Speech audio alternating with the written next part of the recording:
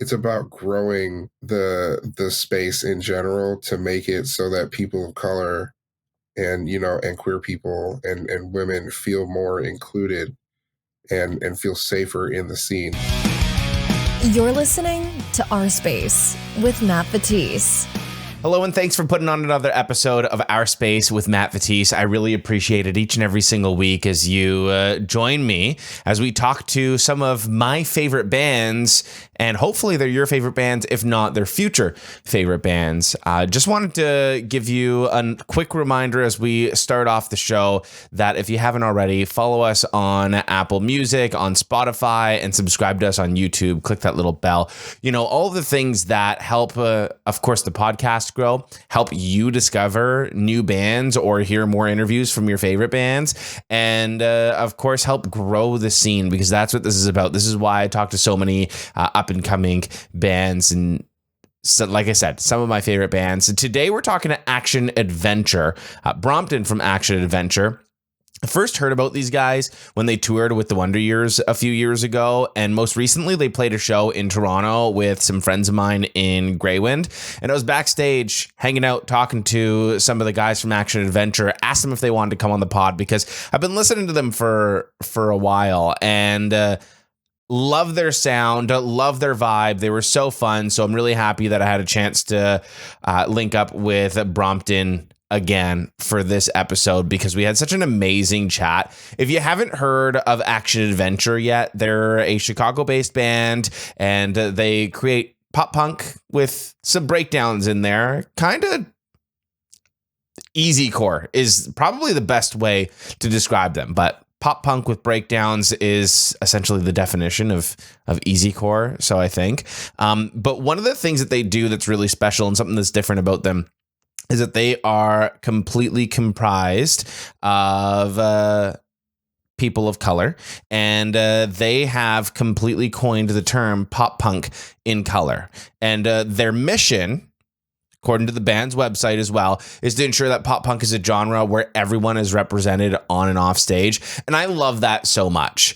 We talked about that in the episode, and we're going to get to that portion of the chat and how important that is to continue to diversify and grow the scene. So that's really important. Loved that chat with Brompton. We also talked about the songwriting process, because one thing that's actually different about Action Adventure from most bands, they have, one, maybe two people that are writing all the songs. But with Action Adventure, everyone's involved in that process.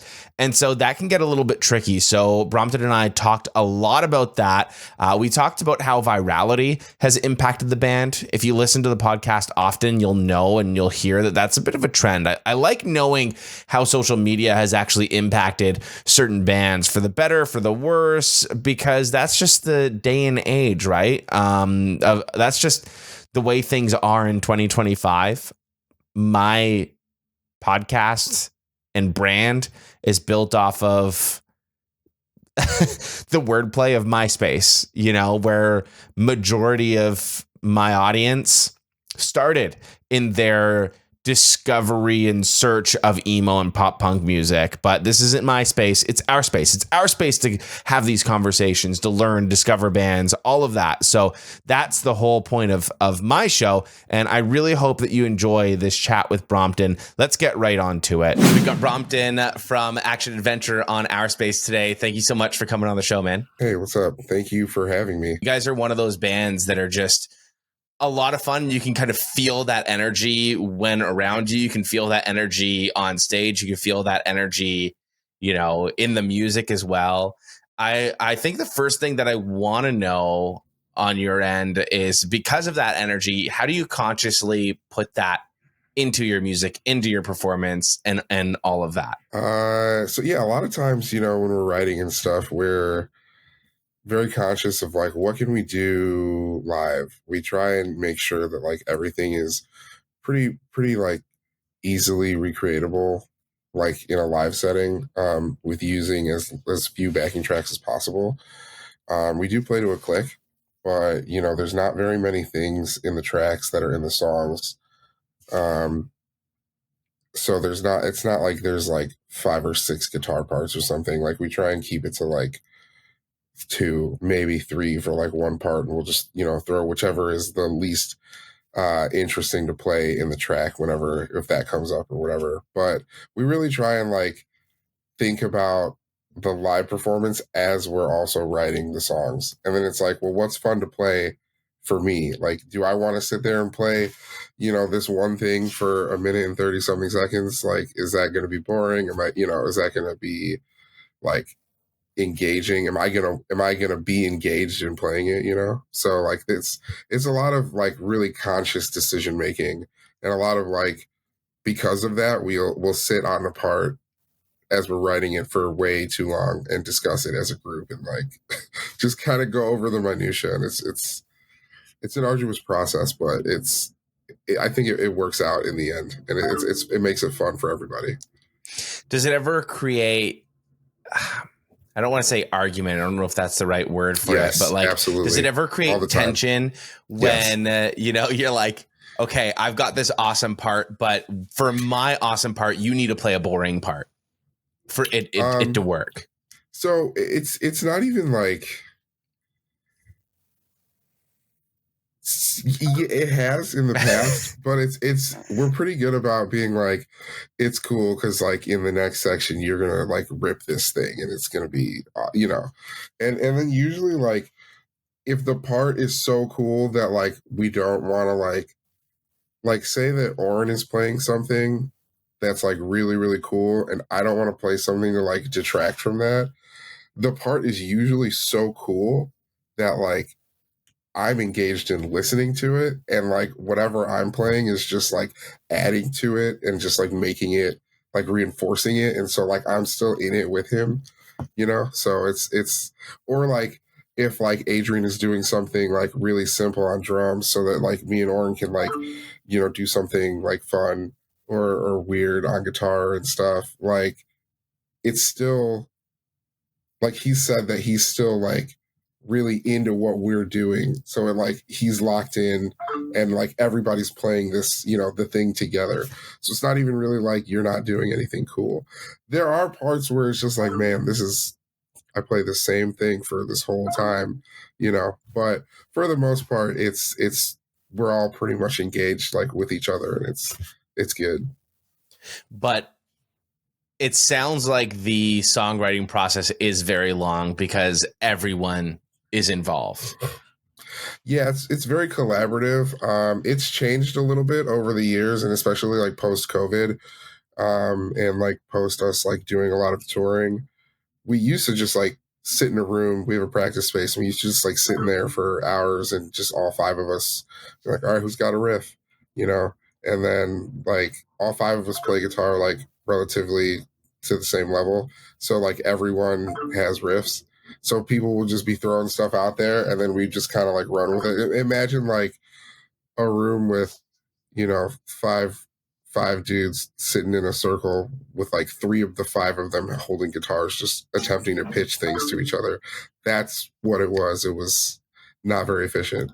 But it worked. It was cool. And, you know, it's still cool to do that. Now, a lot of the times what we do is we send a lot of like videos or like voice memos to each other, because everybody's got, you know, work, or like Oren has a kid, and, you know, everybody's got stuff going on. So we don't get together as much as we would like to, or as we used to. So we do a lot of voice memo recordings, or like just set the phone up and like put it down so that you like videotape yourself so you can remember exactly what you played or whatever, and then we'll send it to everybody. And then it's like, oh, that's cool, we should work on that. And then we kind of still try and come together and do it together, and everybody has input, but there's a lot more planning, I guess, involved before you do that. And then what ends up happening usually is like somebody will record something and they'll send it to me, and then I'll like put it together and arrange it. And then the end thing is like me and Oren end up like sitting at one of our houses until like 5 o'clock in the morning, like fucking, you know, really, really kind of locking in and trying to get it to what it'll be when we walk into the studio, which usually it like could seem like a song that's like 80 or 90% done, and then we'll get there and then we're like, cool, let's work on this for 2 days. And then, we'll change things and whatever. It is a very long process. How often do you feel you're getting rid of really cool parts because maybe someone else disagrees with it being cool? There have been times where a part didn't make it into a song. And it's a little, obviously it's like, damn, that was cool. But then we'll typically like just use it later. We'll find a use for it. If the part is good enough, we'll find a way. Life finds a way. There's always a way. There's always a way. And you have something unique about your band, which I really love as well, is, there's two of you doing vocal parts. Two of you singing. Is it two of you writing the lyrics? How does that come into play when writing music with double the vocals? Well, all five of us will write lyrics, and then we'll... So you're fully like a full, everybody's writing everything and involved in the entire writing process from instrumental to lyrics as well. For the most part, yeah.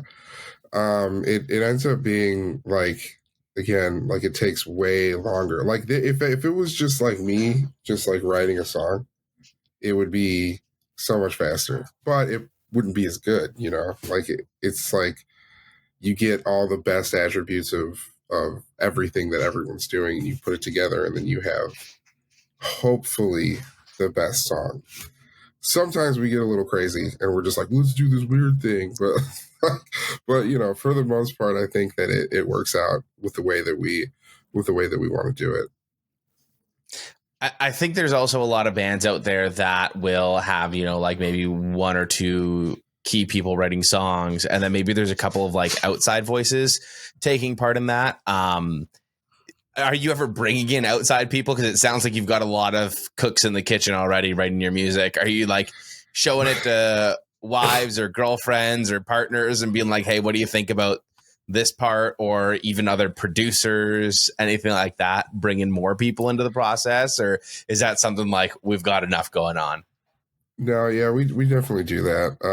When we do demos and stuff and they're really cool, we'll like send them to our other friends who are in bands and stuff, or show our partners and everything. And with these the new songs that we're writing right now, we're working with Alan Day on them, so we'll be sending them to him. When we get into the studio, he'll listen to the demos a couple of times, and then we'll kind of go and we'll work on stuff, work on everything with him as well, to make sure that it's the way that we want it. Because like sometimes you like listen to something for so long and you get stuck in it and you can't really see that it's like maybe this part is a little bit too long, or maybe like it would be cool to do this, and like I know, like when I listen to songs, I'm like, oh shit, it would have been really cool if they would have done this instead, like right here, or if they would have done this for a little bit longer or something. So it's cool to have like that outside perspective to be like, oh, this would be really cool, because like they're listening to it as like a whole thing, whereas like you're probably still listening to it in like individual pieces that are put together that still work together. And so it definitely helps a lot, being able to kind of have like an outside perspective who has no stakes in the game. A couple of awesome singles have come out already in 2024. You've mentioned working on some new songs. Are we working on EP, album? Is there anything that you can say about new music coming in 2025? Yeah, so we should be putting a record out in the I believe it'll be the end of Q3, hopefully, if everything works out. It'll be a full length, it'll be a whole record. We've got it like probably 65% of the way written right now. We're just finishing up over the next couple of months, and then we're going back to Massachusetts and working with Alan again. And we'll be doing that in April and getting all that done. We'll be pretty much gone the whole month of April just working on that. And then we'll come home and we'll start getting all the videos and content and record rollout and all that good stuff done, and then hopefully it'll come out in I want to say like the fall ish. We'll see. Fall/winter. It's not locked in, but like we'll see. It is coming out this year for sure, though. That's amazing. Writing all that, getting all that sorted out. I kind of figured there'd be an action adventure album out for 2025, especially with the singles coming out in 2024. Speaking of that, though, you just wrapped up a whole bunch of touring. And I know that you sort of got popular and started blowing up throughout the pandemic and writing music, doing all of that and making a name for yourself then. And since then, you've actually had a chance to play in front of a whole bunch of legacy bands, and playing with New Found Glory, Hawthorne Heights, The Wonder Years, all of that. Who was the first band to invite you on stage that really had you shook? Probably New Found Glory. That was pretty crazy. It was like in 2022, and we played Sticks and Stones Fest in Massachusetts. And it was cool. It was like so many awesome artists. Like Piebald was playing, Bayside played, For Your Strong played, like so many cool people played. Lost for Words played, and then there was like some really cool smaller acts like Five Ever from the Boston area. Spaced is from Buffalo. They're like a hardcore act. Our homies in Cliff Diver played. And then, like a few months later, they invited us to do 4 shows with them in the Southwest and Texas, and it was them and 4 Year Strong. And I just remember being like, yeah, I don't care if we have to drive 30 hours straight to this first show. Like we're doing it. And everybody was like, absolutely, let's go. And so like that was crazy. That was like a meet your heroes type moment, It was wild. Like when I was in 6th grade, the first CD I ever bought was the New Found Glory's self-titled record. Like that was the first physical piece of media I ever bought with my own money. So for them to take us on tour and everything, it was completely surreal. That was nuts. What a full circle moment. Oh, for sure. Yeah. And they were great dudes. Is that the one show that you think of in terms of like, yeah, that was my favorite show? Can't believe that, this is real and I get to do this? Or was there another show where you had moments like that as well? Honestly, like we played a lot of really cool shows, man. Like I have that moment quite a lot. Like there are times where we'll just be playing and like the crowd is like reacting really well, or even like not even just reacting really well, like they actually know us and they're like super engaged and they're like singing along and stuff. And like I said earlier, we played with Click, so we wear in-ear monitors, and like there's times where like straight up I can hear them over what's going on in my ears, and like I'm like, holy shit, this is like we get to do this. This is so cool. This is happening right now, And like, there have been times where, I've gotten a little choked up in the middle of a song. Like, I'm not going to say like full on crying happy tears or anything, but, you get a little warm eye going on, your throat gets a little tighter and everything. And you're just like, oh yeah, this is like really cool. And it's just it's an awesome moment. It happens more often now than I think I realized. And I can't really quantify it, but it definitely is something that happens at least once a week when we're on tour. It's pretty cool. Is there a specific song that you get most choked up for when playing and seeing that reaction from the audience?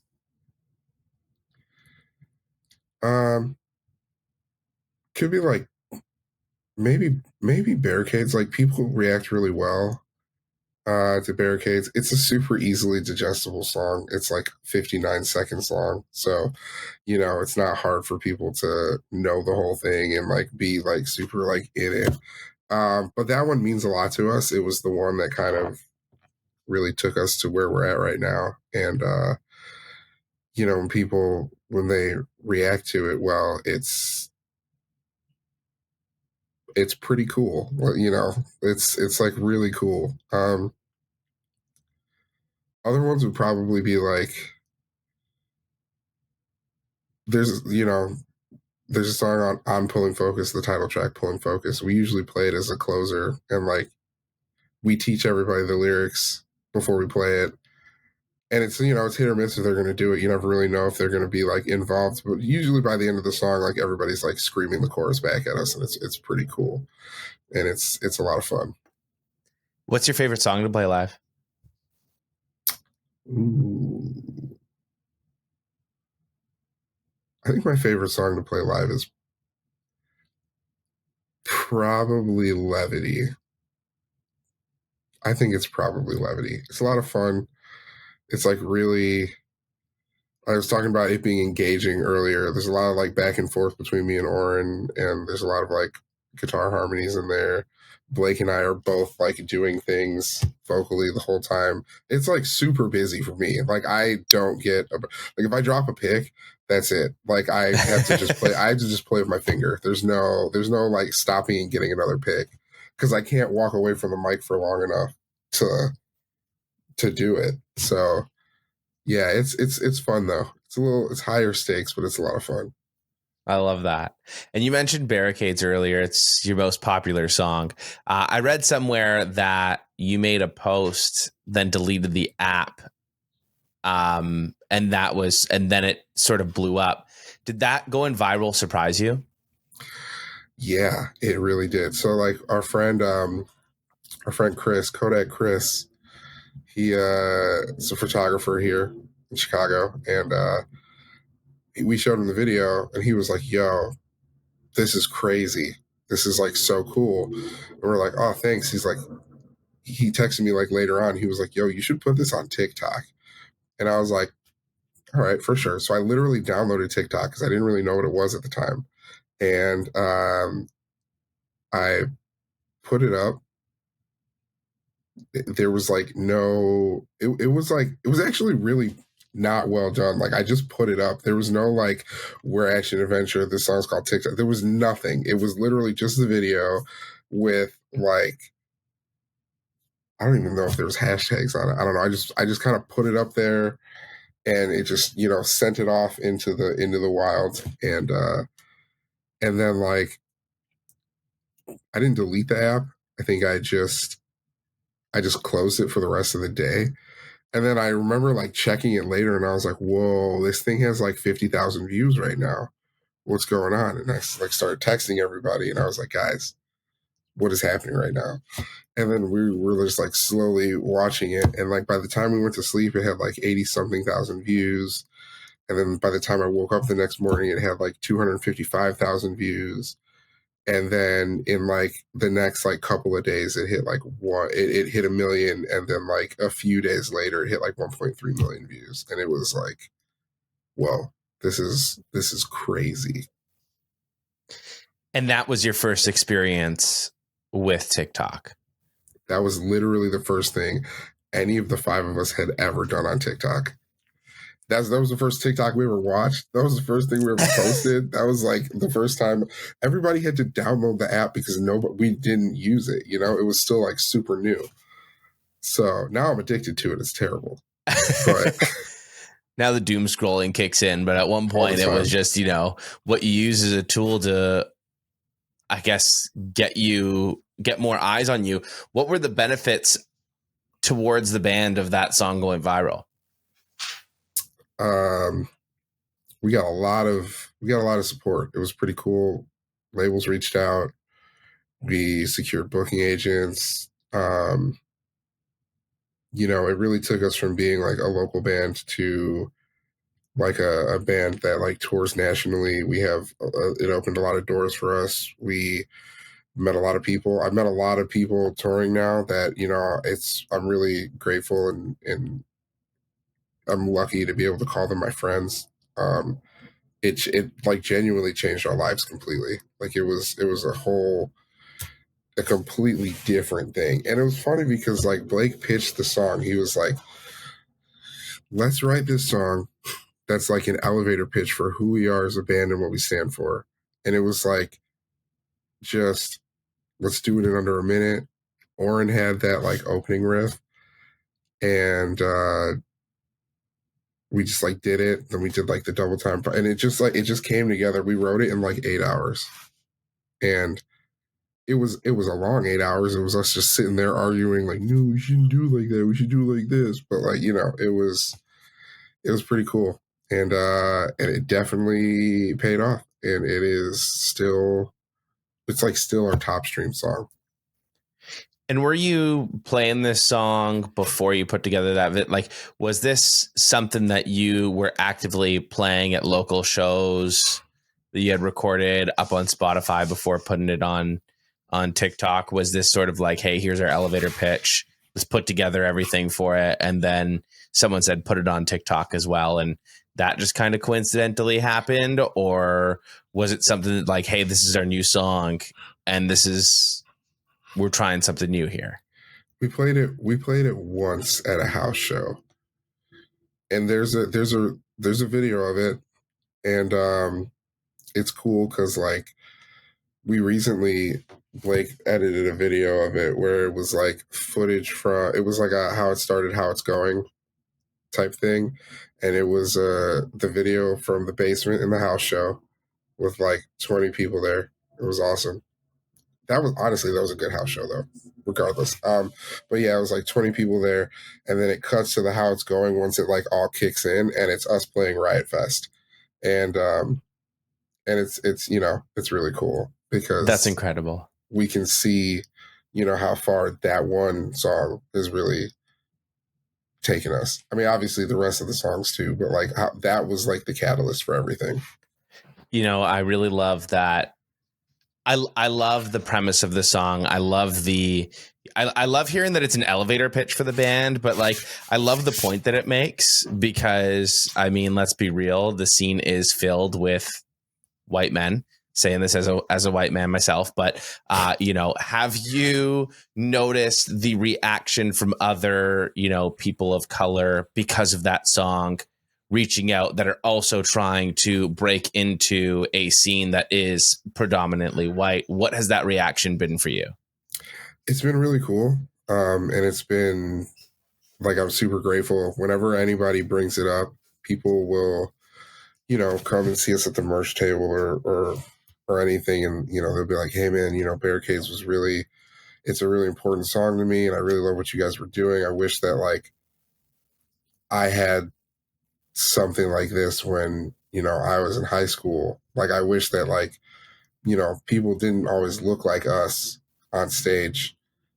And I'm like, dude, me too. That's why we're doing it. Like people did not look like us when I was, you know, in 2006, 2007, 2008. It was few and far between, you know, and so that's really cool to have it resonate with people like that, and to, you know, to have people come up to us and say, you know, say these things that we've always thought, you know, man, I wish I had some sort of representation up there. And now to be able to be that representation for other people, it's not something that we take very lightly, and it's definitely something that we're like very, very grateful for, and we're really excited to be able to do that for other people, and especially like a younger generation of musicians, and you know, be able to like keep the scene alive.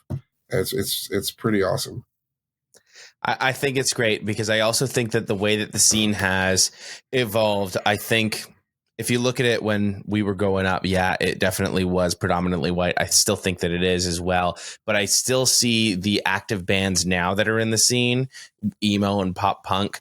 There is more diversity, and it feels like the scene is actively trying to be more diverse. Can it be better? Yeah, sure. But I guess my question for you is, what can the scene do right now in order to see more bands like Action Adventure grow and get a spotlight on them? It's interesting because like the goal isn't to like alienate anyone, and like if you were to look at the statistics, like it is a predominantly, Caucasian genre. Like, we get it. But so, we don't want to alienate like the bands of white dudes or anything. It's not about that, but it is just about like it's about growing the space in general to make it so that people of color and and queer people and women feel more included and feel safer in the scene, because you feel safest and most included when you're surrounded by your peers. And if there's no one else there have been times where me and Adrian went to high school together, and Oren, and like we'd go to shows and stuff, and there would be time where it's like, well, we're like 3 of the 6 brown people in this 1,200 cap room right now, and so it's things like that, and it's times like that where you're kind of just like, well, nothing super bad is happening right now, but I do feel a little alienated. I do feel a little out of place. And so it's really cool, to see at our shows and stuff that like there are more people of color showing up to the shows now. And even just when I go to I still go to shows all the time, and like just being able to see that there are more people of color like showing up and going to these shows and everything. And that's the goal. That's the whole end game right there, just kind of make it more inclusive for everyone. And at that point, you're tapping into like a whole demographic of people that, was never really tapped into before. And you can literally just grow the scene. We don't need to replace anything. We can just make it bigger and better, and that's really cool. Absolutely. And it's so cool to see the scene grow in that sense, because, I feel like growing up as a teenager, that's always what like punk was sort of meant to be, and what I understood it as, unity, and like people who felt like they were misfits already, kind of coming together, and this is our thing, like the alternative side of it, right? Even though it was predominantly leaning towards a specific group of people, but seeing more bands and more people at the shows as things start to grow, I think that's how things grow, period, right? Like you're broadening that demographic, which that's, I think, what the music also needs right now, because it's not getting the mainstream attention that it was in the 2000s with MTV playing, a lot of like, just times have changed media wise, right? So I think that's really cool as we see more people still coming out to shows and supporting newer bands in general is awesome to see, because we can also kind of get caught in the nostalgia of it, and I'm guilty of it. We're all guilty of it, but seeing the newer bands continue to grow the scene and keep the music alive. With that being said, another question that I wanted to ask you was, what other bands do you think more people need to check out? That's a really good question. There's a lot of bands that I think deserve more. There's a lot of bands that I think deserve more. I think Cliff Diver is a band that works incredibly hard, and I think that they are phenomenal. It's so cool the way Bree and Joey's voices work together, and I think that as vocalists, they're both very talented, and especially as lyricists as well. And I think it's really cool. So definitely, Cliff Diver. I think that Spaced is a hardcore band from Buffalo. That's really, really cool. I love them. We love them. We did a tour with them. So that's pretty awesome.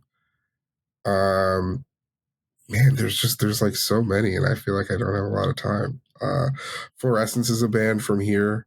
They're doing really well right now. They're completely independent. They're doing the whole TikTok thing and the whole post reels and stuff, everything, it's working really well for them. And it's super cool to see, these bands that we literally practice down the hall from them, actually, at our practice space. So like we know them very well, and it's really cool to see, their independent success as well and stuff.